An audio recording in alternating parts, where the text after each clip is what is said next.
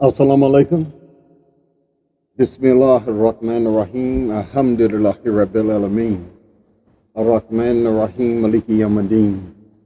Iyyaka na'budu wa iyyaka nasta'in. Ihdina as-siratal mustaqim. Siratal latina an'amta alayhim ghayril maghdubi alayhim waladdallin. Ameen. In the name of Allah, most gracious, most merciful, praise be to Allah, the cherisher and sustainer of the worlds, most gracious, most merciful, master of the day of judgment. Thee alone that we worship, thine aid we seek. Show us the straight way, the way of those whom thou hast bestowed thy grace, those whose portions is not wrath, and who goes not astray. Ameen. I'd like to say thank you. May Allah's peace be upon everybody that's listening in today. I'd like to thank you for everyone that has been sending messages, sending well wishes in regards to my health. I'm feeling a little better right now, which is why I decided to come outside. It's real windy right now, and I just wanted to touch on a couple of things.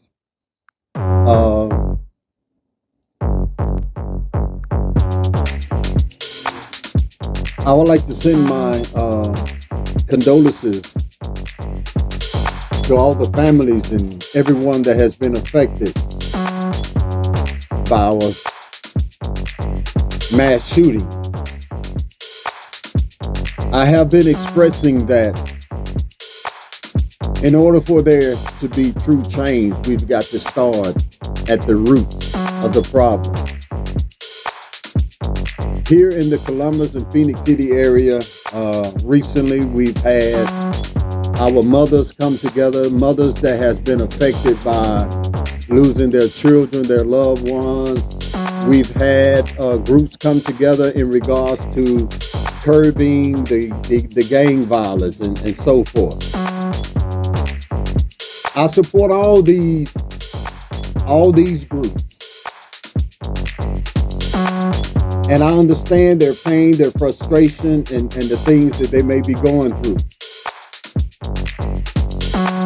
But once again, I say that until we start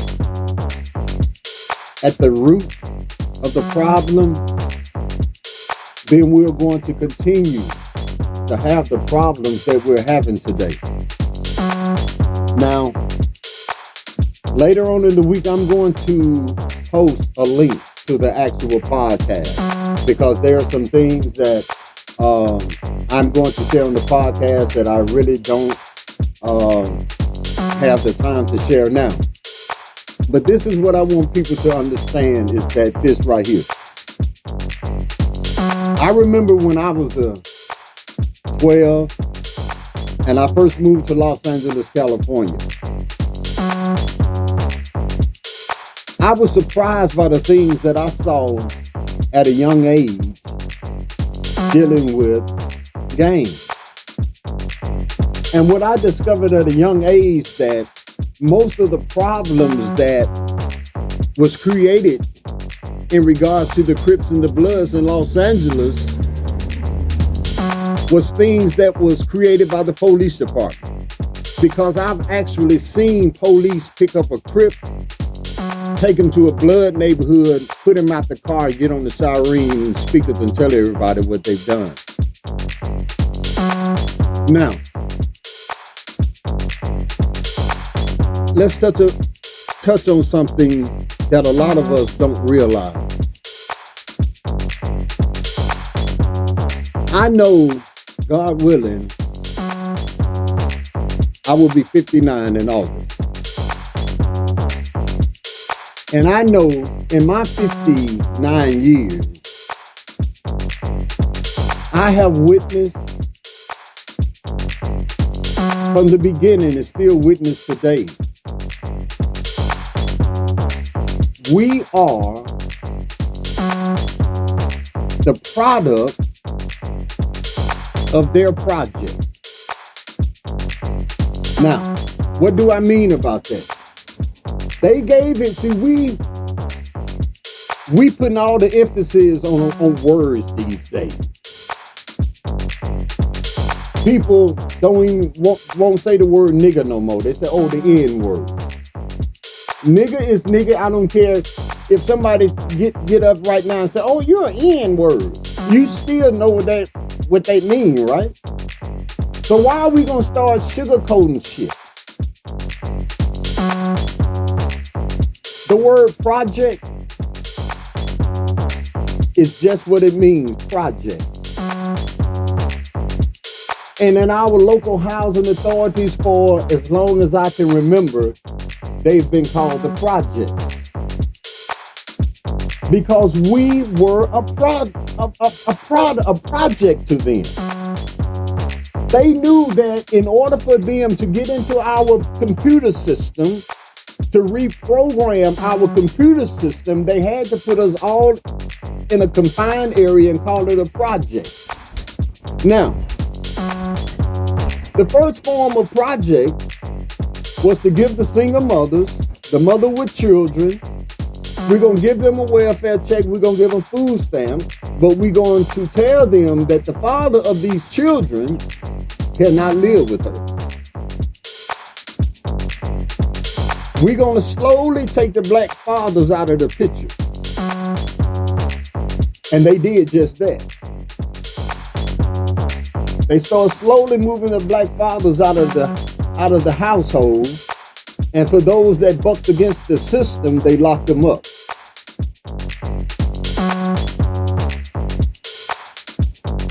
When that didn't work, and what I mean by that didn't work is that even with the black fathers out of the picture, the black mothers in the neighborhood, they understood that they had to stick together to help raise people like myself. My mama, may Allah be pleased with her soul, Mercedes, she didn't buy the curve.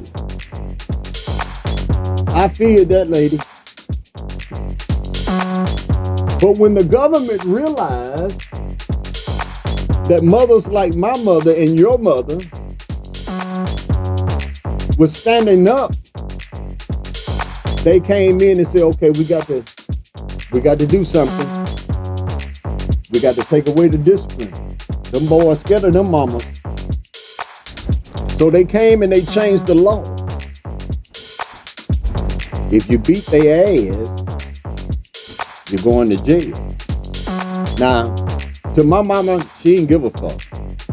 My mama quick to tell him, I brought him in this world, I take him out. You're not going to tell me how to raise mine. And there was a lot of mothers like that.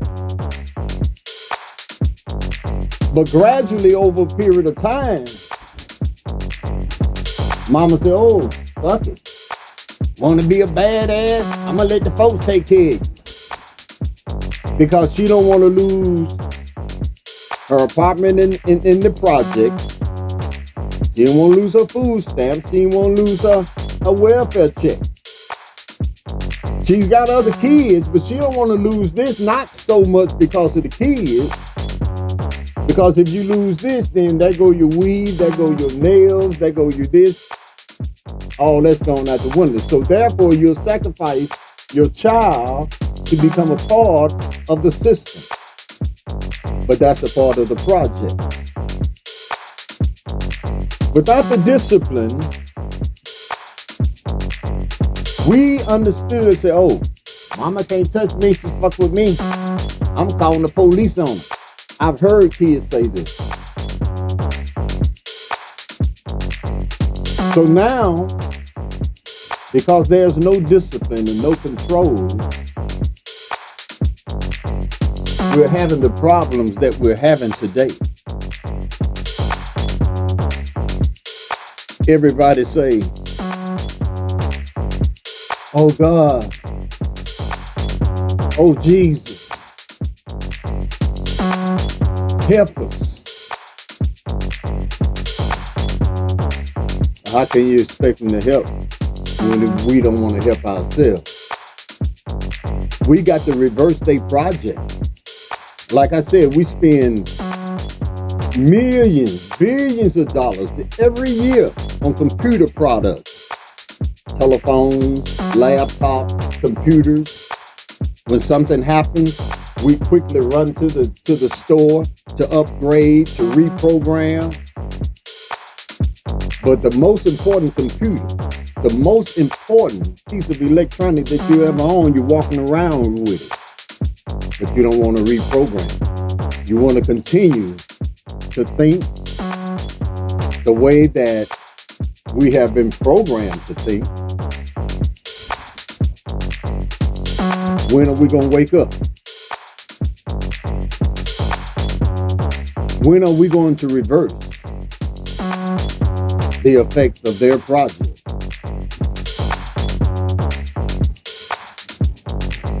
This is Ismail, aka the Southern Nerd. I'm gonna get out of here. But listen, we're gonna come back. But we're gonna be on the podcast. I'm gonna send everybody the link so you won't have no excuse. You need to hear it. I promise you need to hear it. Little one, tell the people. Tell the people, little one, that they need to hear.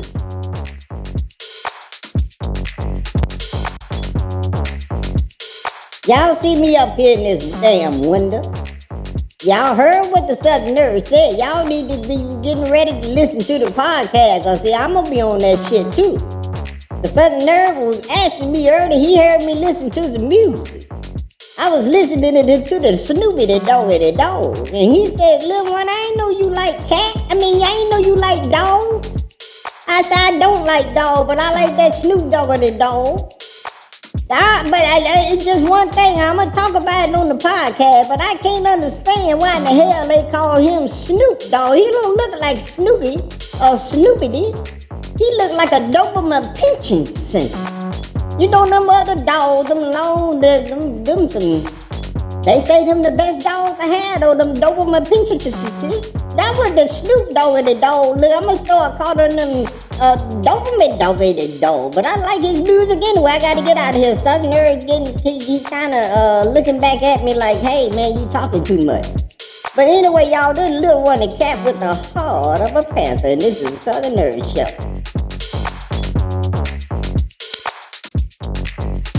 Dang. Let me move over this way. He said move over a little bit so y'all can get a good view of it. That's my partner right there, y'all. But anyway, I got to get out of here. We're going to come back. This is Ismail, a.k.a. the Southern Nerd. Music from the Splash.